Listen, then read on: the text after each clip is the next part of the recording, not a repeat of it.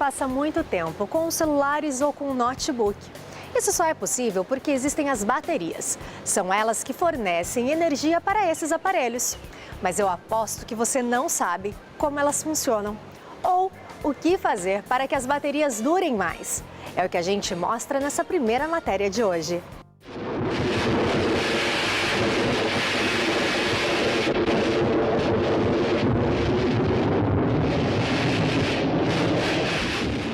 Domar a eletricidade foi um grande desafio para a humanidade, mas nós conseguimos. Hoje, essa estranha força trabalha para nós. E com a ajuda das baterias, ela está literalmente em nossas mãos. Nos celulares, em notebooks. Isso traz um novo desafio. Nós viramos devoradores de eletricidade. E as baterias já não dão conta da nossa demanda. Como resolver esse problema? Bom, para entender o futuro da bateria, é preciso, primeiro, entender o passado dela. Afinal, ela é mais antiga do que você pensa. É o que revela José Soares, professor de engenharia na Mackenzie. Na literatura, a gente fala que há 2000 anos atrás, tinha baterias em garrafas, né?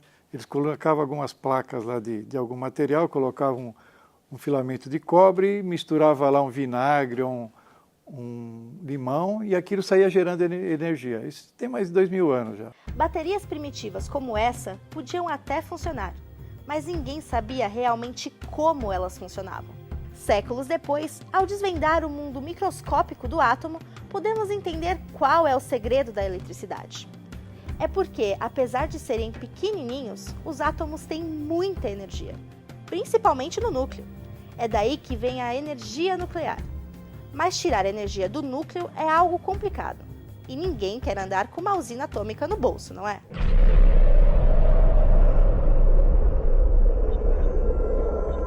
Bom, por isso é mais fácil usar a energia de outra partícula do átomo, o elétron.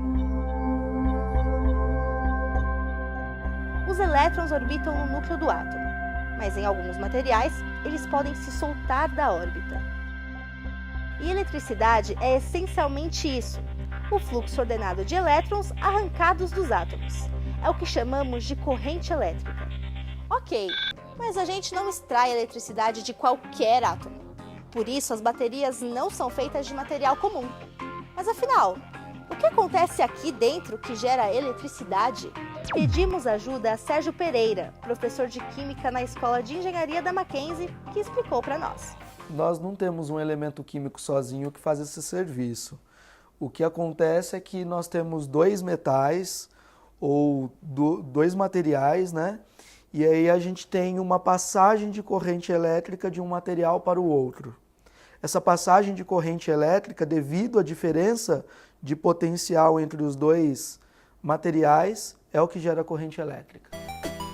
Isso acontece porque em alguns materiais, como certos metais, por exemplo, os elétrons podem ser arrancados do átomo. Por isso, esses materiais são conhecidos como condutores. Já os materiais isolantes, como madeira e borracha, não conduzem eletricidade, porque os elétrons são fortemente ligados ao átomo. Em uma bateria, temos sempre materiais condutores. Uma reação química faz com que o material perca elétrons que passam para outro material. Com a ajuda do professor Sérgio, a gente verificou esse fenômeno na prática, recriando a pilha de Daniel, uma experiência do século XIX. Para isso, usamos barras de zinco e cobre, que foram mergulhadas em soluções que provocam uma reação química. Com isso, o zinco oxida e perde elétrons. Já o cobre reduz, ou seja, ganha elétrons. Para provar que há eletricidade passando, ligamos um voltímetro, que mede a corrente elétrica. E olha aí, temos uma corrente elétrica próxima a 1 volt. Mas calma, doutor, essa é uma voltagem bem baixa, é quase igual a uma pilha pequena. Depois de 1 hora, a perda e o ganho de elétrons começa a alterar a aparência dos dois metais. Nas baterias acontece algo semelhante, mas com outros materiais, sem precisar de um laboratório. E quando você carrega a bateria, o processo químico se inverte. O material que oxidou ganha elétrons e vice-versa. É por isso que as baterias têm um tempo de duração. Repetir um processo químico centenas de vezes desgasta os metais. Não é à toa que todo aparelho eletrônico tem um manual com dicas para fazer a bateria durar mais. Essas dicas, elas fazem com que o ciclo a vida útil da bateria se prolongue, porque elas têm lá um modo de operar bem característico. Alguém lê? Uma dessas dicas é evitar o calor excessivo. Por isso, deixar o celular no bolso não é uma boa ideia.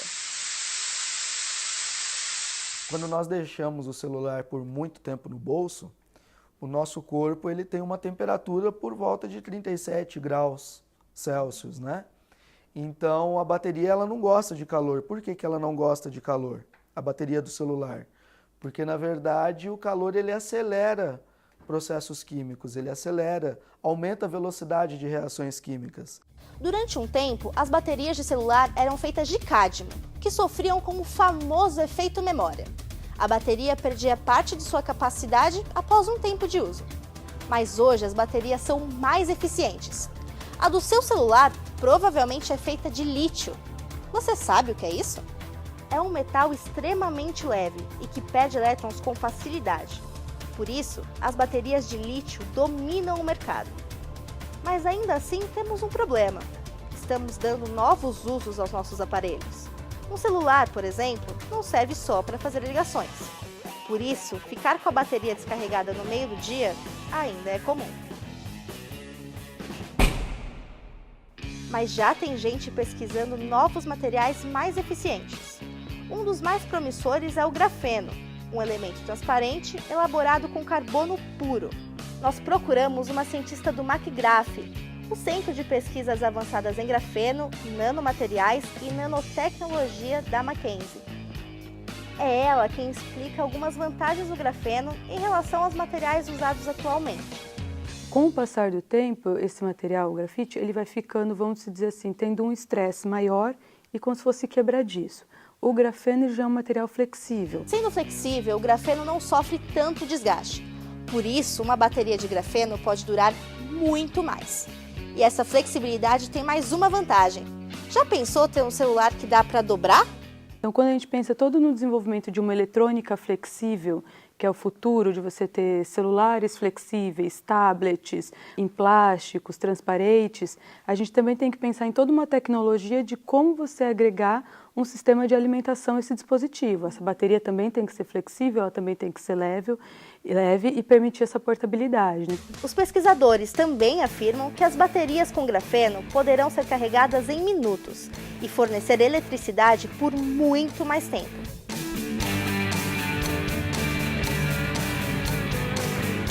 Mas existe um desafio.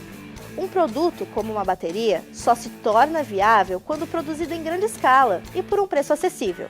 A gente só consegue substituir uma tecnologia que está no mercado por uma outra se você consegue fazer essa produção em nível de grande escala e você também tem que ter a questão do preço, né, para ter um preço também competitivo. Só que agora as pesquisas estão no sentido de, primeiro, a gente ter a produção do grafeno em grande escala para possibilitar esse material ser empregado nessas baterias e com um custo menor. Por isso, as pesquisas feitas no McGraph estão focadas em superar os desafios desse novo material e criar soluções úteis para a indústria.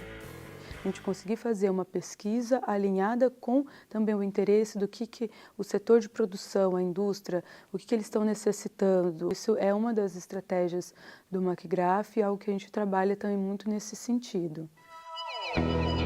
No futuro, os elétrons vão continuar trabalhando bastante, mas você provavelmente vai reclamar bem menos das baterias.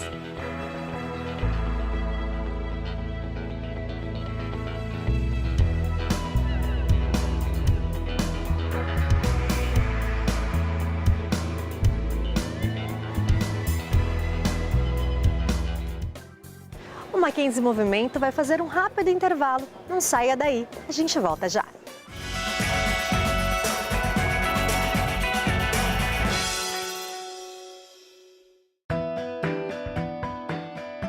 Estudar é uma forma de ampliar horizontes e no Mackenzie sempre é hora de aprender.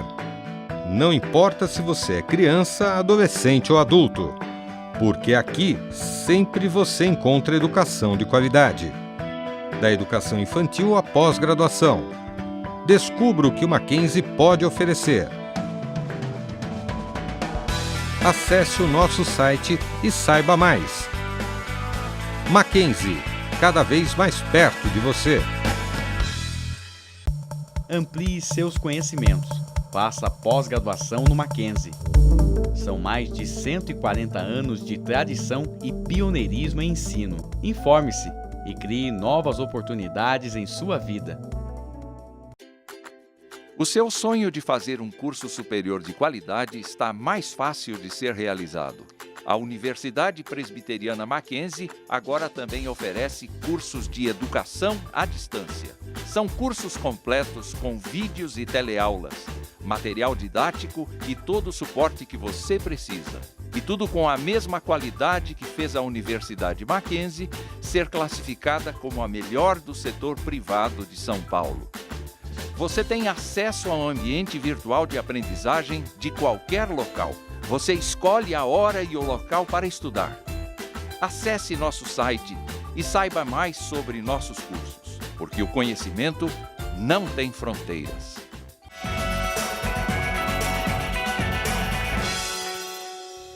Karl Marx é um filósofo do século XIX, cujas ideias deixaram marcas no pensamento ocidental até os dias de hoje. E é por isso que é importante que haja pessoas para analisar e criticar algumas dessas ideias. É o que faz o autor do livro que você vai conhecer nessa próxima matéria. Olha só. Você já ouviu a frase do filósofo alemão Karl Marx, a religião é o ópio do povo? Ela propõe que a crença e a fé sejam utilizadas como um remédio paliativo para os seus problemas.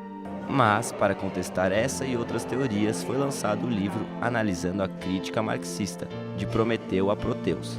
A obra é produzida a partir de um estudo da crítica à religião, do filósofo Karl Marx.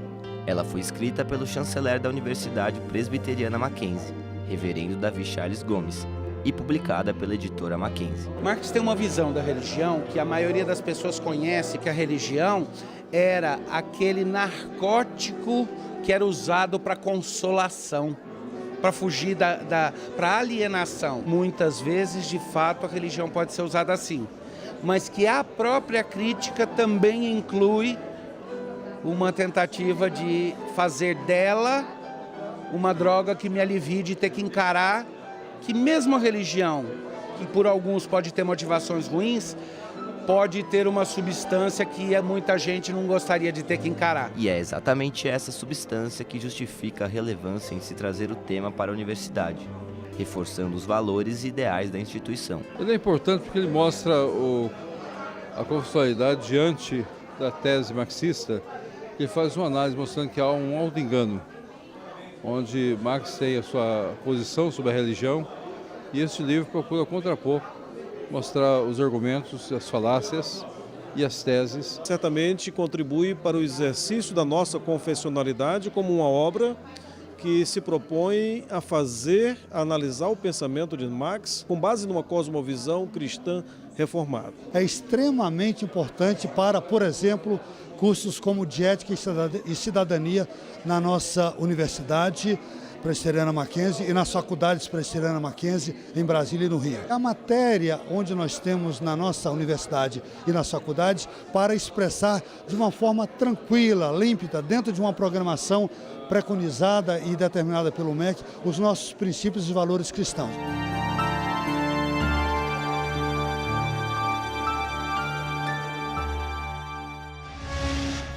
O Mackenzie Movimento está chegando ao fim, mas antes eu tenho uma dica para você. Você pode ver esse e outros programas feitos por nós nesse site que aparece aqui na sua telinha. Ou, se preferir, baixe o aplicativo da TV. É leve, rápido e gratuito. São 24 horas de programação no ar, com carreiras, debate, ciência e muito mais. Está disponível para Android e iOS. E você ainda pode dar aquela passadinha na nossa página no Facebook. Eu fico por aqui e te vejo em breve. Até mais!